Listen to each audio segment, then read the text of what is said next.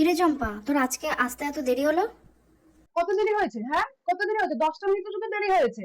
হ্যাঁ, তাতে একেবারে পুরো বাড়ি মাথায় উঠে নিচ্ছ। সামনের বাড়ি থেকে তোমার বাড়ি কত দূর তুমি জানো? একটা টোটো করে দিতে পারো। এত টাকা পয়সা নিয়ে কোথায় যাবো? স্বর্গে যাবো নাকি? হ্যাঁ, অত তাড়াহুড়া করিস না রে, আস্তে আস্তে কর। তুমি আমাকে শিখাওয়া? তুমি আমাকে শিখাই দিবা কোনটা আমি আস্তে করবো, কোনটা আমি জোরে করবো? হ্যাঁ, পাকাটার তো কি অবস্থা করে রাখছো? 2 ঘন্টা লাগলো আমার পরিষ্কার করতে। আমাকে কাজ শিখাতে এসছে। যাও, তোমার কাজ তুমিই করো। দিদি, তোমার এই মাসে থেকে মাইনা বাড়ানোর কথা ছিল, কই তুমি বললে না তো, কিছু উচ্চবাচ্য করলে না। কি ব্যাপার? মাইনা কি বাড়াবে না তুমি? এই মাসটা কর, হুম, পরের মাস থেকে বাড়িয়ে মাইনা দেবো। বাড়ানোর কথা বলেই তোমার মাথায় বাজ পড়ে যায় না? এদিকে চম্পা এটা কর, চম্পা এটা কর, চম্পা পরিষ্কার করে দে, চম্পা ঘর মুছে দে। তখন তখন মনে হয় না যে চম্পাকে দিয়ে এত কাজ করাচ্ছ, ওর মাইনাটা একটু বাড়াই দিই? হুম, কি করবো তুমি এত টাকা পয়সা নিয়ে? এনে চম্পা, সকাল থেকে অনেক কাজ করছিস, এখন একটু মুড়ি খেয়ে নে। বা আবার শুকা শুকা মুড়ি এনেছো গো। একটু চানাচুর দিয়ে একটু চা দিয়ে তো আনতে পারতে। শুকা শুকা মুড়ি তুমি খেতে পারবে যে আমি খেতে পারবো? হ্যাঁ, শুকা শুকা মুড়ি দিছো একটু। একটু চানাচুরটাও নাই নাকি তোমার বাড়িতে?